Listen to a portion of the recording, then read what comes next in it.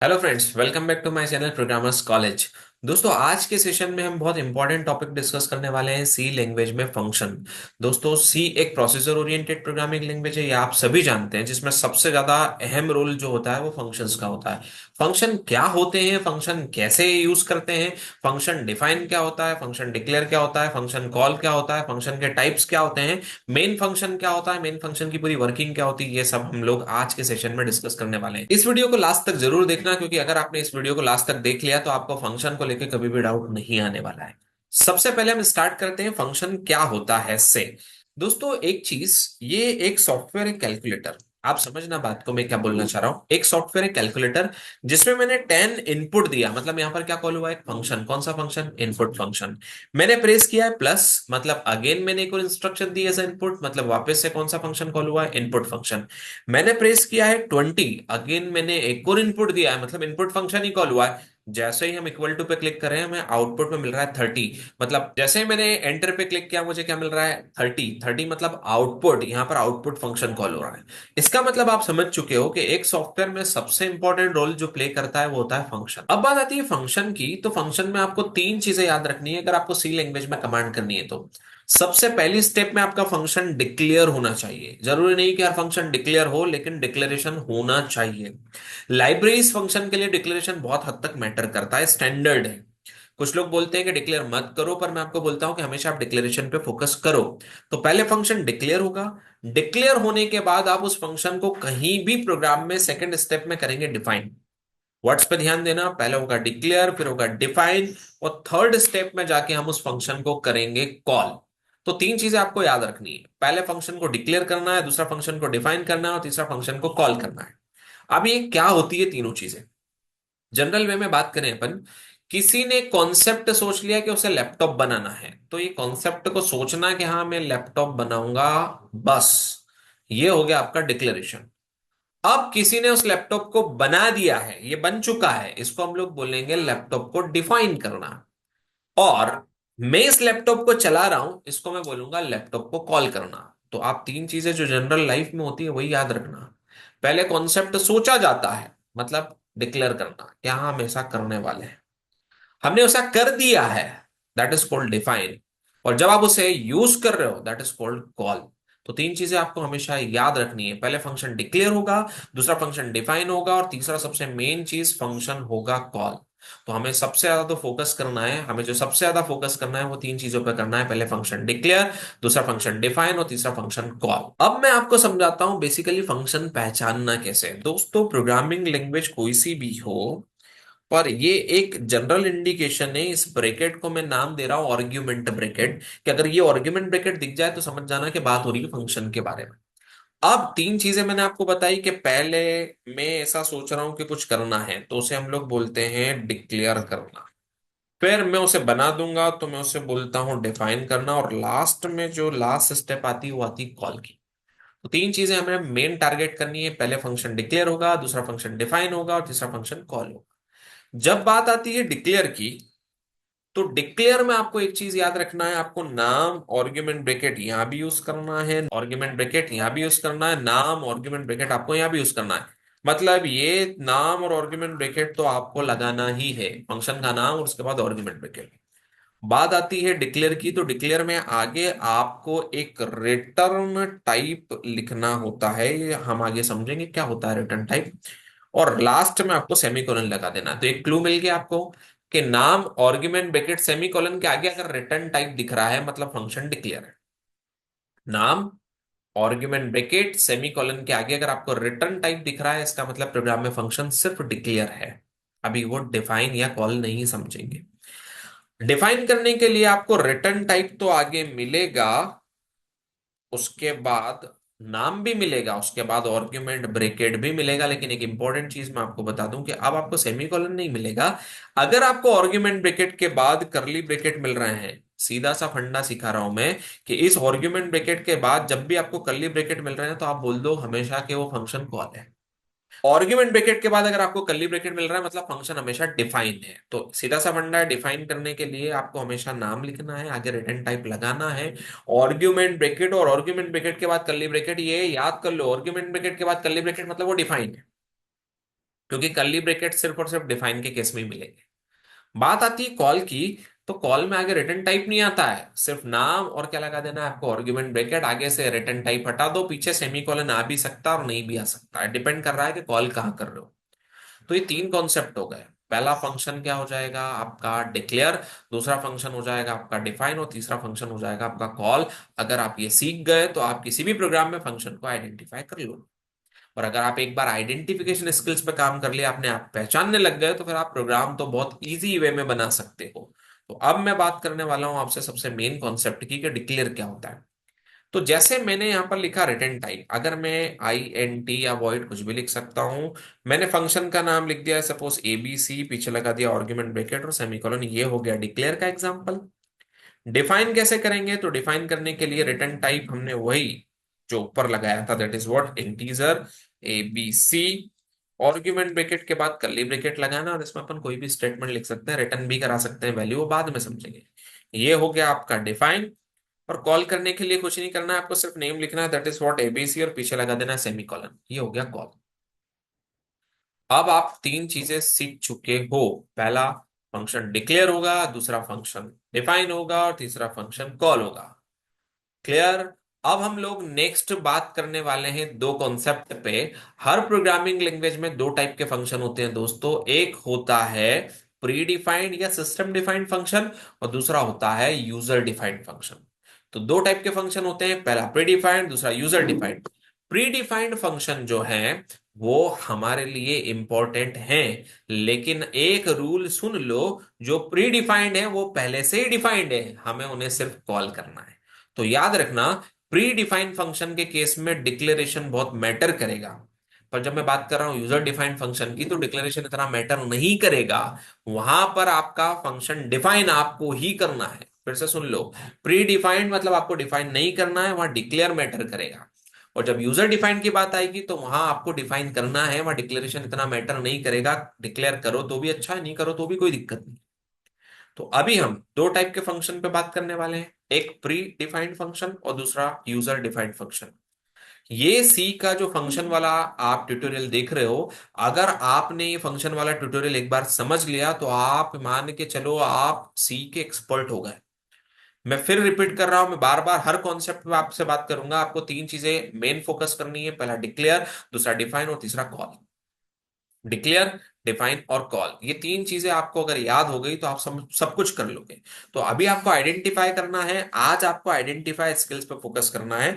ये सपोज मैं एक प्रोग्राम लिख रहा हूं आपके सामने, जिसमें मैंने कुछ तो भी लिखा है, बस आपको पहचानना है कि यहाँ कहाँ क्या है और क्या नहीं है ना। तो आपको सिर्फ यहाँ पर समझना है कि क्या है और क्या नहीं है, और फिर बस आप मुझे बताएंगे कि हमने यहाँ पर किस चीज को कहाँ कहाँ क्या यूज करा है और कैसे यूज करा है। और फिर हमने यहाँ पर कॉल क्या है, डिक्लेयर क्या है, डिफाइन क्या है, बस ये पहचान लेना। आप अगर ये पहचान लिया तो आपको भी मजा आ जाएगा और मुझे भी मजा आ जाएगा आपको सिखाने में। ये पूरा कॉन्सेप्ट है सामने। अब आपको यहाँ पर वीडियो को पॉज करना, इस स्टेटमेंट को पहचानो और बताओ क्या है। आगे रिटर्न टाइप लगा हुआ है वॉइड, और उसके बाद नाम लिखा हुआ है शो, पीछे आर्गुमेंट ब्रैकेट है मतलब फंक्शन है, और सेमीकोलन लग गया। तो अगर ये इतना होता तो कॉल बोल देते, पर आगे क्या लगा हुआ है वॉइड, मतलब ये हो गया फंक्शन डिक्लेयर। ये हो गया फंक्शन डिक्लेयर, मैंने डिक्लेयर करा है, मतलब यूजर डिफाइंड फंक्शन डिक्लेयर। क्यों? क्योंकि अगर मैंने डिक्लेयर करा है तो मैं ही इसे डिफाइन करूंगा। अगर मैं इसे डिफाइन नहीं करूंगा तो आप बोल देना कि प्री डिफाइंड है। कहीं ना कहीं इसको डिफाइंड मिलना चाहिए, तो अभी इसको कहीं भी डिफाइंड नहीं मिल रहा है। वो आपका हेडर फाइल का जो कॉन्सेप्ट है ना, वो यहीं से निकल के आया है। अगर आप ये समझ गए तो हेडर फाइल तो मैं आपको ऐसी सिखाने वाला हूं कि आप लोग हेडर फाइल्स बना दोगे खुद की। क्लियर। तो अब मैं आपको जो बता रहा हूँ उस कॉन्सेप्ट को आप एक एक करके क्लिक करते जाओ। मैंने एक फंक्शन बनाया है शो, ये शो को डिक्लेयर किया है मैंने। अब अगर हम इस पूरे कोड को जितना में ये क्या है, तो अब आप पहचानो ये क्या है। मैंने आपको क्लू दिया था, आर्गुमेंट ब्रैकेट के बाद जब कर्ली ब्रैकेट दिख जाए तो आप तो बोल दो डिफाइन है। पर कौन सा फंक्शन डिफाइंड है? Main function defined. Main function define के अंदर ये लिखा हुआ है स्टेटमेंट। अब स्टेटमेंट आर्गुमेंट ब्रैकेट के बाद कर्ली ब्रैकेट तो नहीं है, मतलब डिफाइन तो नहीं है, तो दो केस बचते हैं, कॉल और डिक्लेयर। तो इसके आगे शो के आगे कोई और वर्ड तो लिखा हुआ नहीं है। शो के आगे कोई और वर्ड लिखा हुआ नहीं, मतलब ये कॉल है, तो ये शो फंक्शन कॉल है। क्लियर। अब ये शो फंक्शन कॉल है, तो मैंने आपको एक चीज सिखाई है कि कॉल तब होगा जब वो डिफाइन होगा, तो कहीं ना कहीं डिफाइन होगा। तो देखो मैंने नीचे यहाँ पर ऐसा लिखा हुआ है शो आर्ग्यूमेंट ब्रैकेट और लगा दिया आर्ग्यूमेंट ब्रैकेट के बाद कर्ली ब्रैकेट, और मैंने आपको सिखाया है आर्ग्यूमेंट ब्रैकेट के बाद कर्ली ब्रैकेट मतलब वो डिफाइन होता है। तो यहाँ पर आपका शो फंक्शन डिफाइन हो चुका है। अब शो फंक्शन डिफाइन है और यहां हमने शो फंक्शन को कॉल करा है। तो जब मैंने किसी फंक्शन को डिफाइन करा है और मैं कॉल कर रहा हूं, तो मैंने डिफाइन करा है तो यूजर डिफाइंड हो गया। और मैंने डिफाइन नहीं किया है, जैसे यहां पर आप देखिए मैंने प्रिंट एफ नाम का फंक्शन है। पहले तो आप ये पहचानेंगे डिक्लेयर डिफाइन या कॉल क्या है। तो ये कॉल है, मैंने प्रिंट एफ नाम का फंक्शन कॉल करा है। अब अगर मैंने कॉल करा है तो मैंने इसे डिफाइन किया है क्या? नहीं, मैंने इसे डिफाइन नहीं किया है। अगर मैं इसे डिफाइन नहीं कर रहा हूं तो ये हो सकता है कि प्री डिफाइंड फंक्शन हो। ये हो सकता है कि प्री डिफाइंड फंक्शन हो।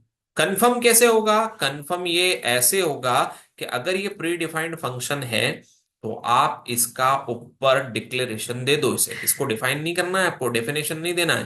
प्री डिफाइंड वो खुद बोल रहा है कि मैं पहले से डिफाइंड हूं, बस मेरे को डिक्लेयर कर दो आप।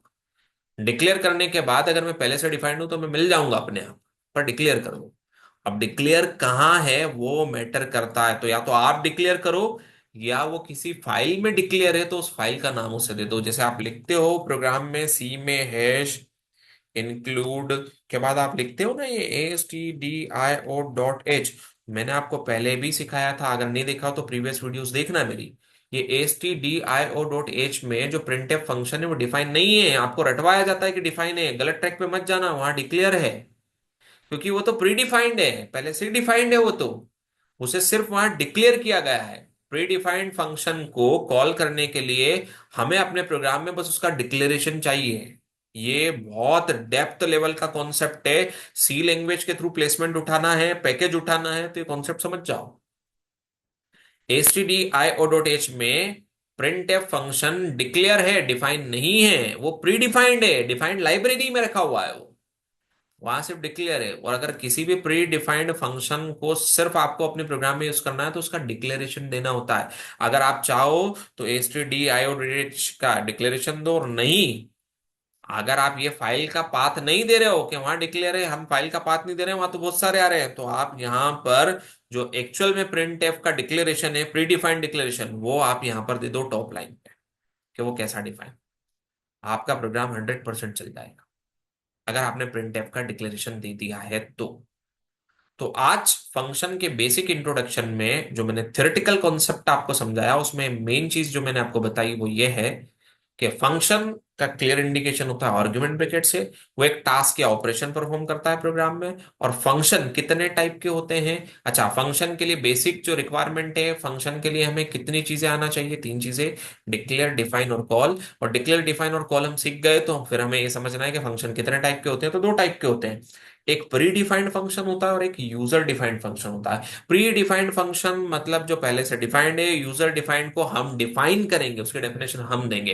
प्री डिफाइंड फंक्शन के लिए सिर्फ हमें डिक्लेरेशन देना होता है, पर यूजर डिफाइंड फंक्शन के लिए हमें डिफाइन भी करना पड़ता है, और कुछ केसेस में हम डिक्लेरेशन भी देते हैं। ये थ्योरी बहुत इंपॉर्टेंट थ्योरी है, ये बहुत इंपॉर्टेंट कॉन्सेप्ट है। अगर आप इतना सीख चुके हो तो आप फंक्शन पे कमांड कर सकते हो। अब बात आती है दोस्तों, फंक्शन को हम कितने वेज हैं जिसे यूज कर सकते हैं। तो फंक्शन को यूज करने के कितने वेज हैं, कितने तरीके हैं? तो याद रखना, एक ऐसा फंक्शन जो बेसिकली कोई आर्ग्यूमेंट भी नहीं लेगा और कोई वैल्यू भी रिटर्न नहीं करेगा। अगर ऐसा फंक्शन जो कोई वैल्यू रिटर्न नहीं करता है तो उसका रिटर्न टाइप आपको रखना है वॉइड। आपको फंक्शन का लिखना है नाम, और क्या लगा देना है वहां पर? Argument bracket. और ये यहां पर कुछ भी नहीं लेगा आपसे, ये कोई भी आर्ग्यूमेंट कंटेन नहीं करेगा। तो ये बेसिकली वॉइड हो गया इसका रिटर्न टाइप, नेम, फिर क्या आ जाएगा अपना आर्ग्यूमेंट। अब ये फंक्शन ना तो कोई आर्ग्यूमेंट ले रहा है ना ही कोई वैल्यू रिटर्न कर रहा है। दूसरा जो फंक्शन है वो आपका आर्ग्यूमेंट में कोई भी वैल्यू ले सकता है, इंटीजर फ्लोट किसी भी टाइप की। तो ये फंक्शन वैल्यू रिटर्न नहीं कर रहा है, पर क्या ले रहा है? आर्ग्यूमेंट ले रहा है। तीसरा फंक्शन का रिटर्न टाइप अगर आईएनटी है तो इस फंक्शन से वैल्यू रिटर्न करानी है, पर ये आर्ग्यूमेंट नहीं लेगा। तो ऐसा फंक्शन जो वैल्यू रिटर्न कर सकता है पर आर्ग्यूमेंट नहीं लेगा। चौथा फंक्शन जो रिटर्न भी करेगा और आर्ग्यूमेंट में वैल्यू भी लेगा। तो पहला फंक्शन कोई वैल्यू नहीं, कोई आर्ग्यूमेंट नहीं। दूसरा फंक्शन रिटर्न वैल्यू नहीं पर आर्ग्यूमेंट लेगा। तीसरा फंक्शन वैल्यू रिटर्न करेगा पर आर्ग्यूमेंट नहीं लेगा। चौथा फंक्शन वैल्यू भी रिटर्न करेगा और आर्ग्यूमेंट भी कंटेन करेगा। तो बेसिक अगर हम कैटेगराइज देखें या बेसिक हम लोग ऑर्गेनाइज्ड वे में अरेंज करने की बात करें फंक्शंस को, तो कैसे हो गए? एक फंक्शन जो कोई वैल्यू रिटर्न नहीं करता है, कोई आर्ग्यूमेंट भी नहीं लेता है। दूसरा फंक्शन वैल्यू रिटर्न नहीं करता पर आर्ग्यूमेंट लेता है। तीसरा फंक्शन वैल्यू रिटर्न करता है पर आर्ग्यूमेंट नहीं लेता है। चौथा फंक्शन वैल्यू भी रिटर्न करेगा और आर्ग्यूमेंट भी लेगा। तो ये हम प्रोग्राम में देखने वाले हैं। तो ये था एक brief introduction about the function. अगर आप इस कॉन्सेप्ट पे कमांड कर चुके हो तो नेक्स्ट वीडियो में हम लोग मिलेंगे जिसमें हम लोग प्रैक्टिकली फंक्शन को इंप्लीमेंट करेंगे। लेकिन तब तक आप इस वीडियो को कम से कम 2 से 3, 3 से 4 बार देखने के बाद अपने लेवल पे एक कॉपी में नोट्स बना के फंक्शन के लिए जितने भी मैंने की पॉइंट बताए हैं उनको नोट करो।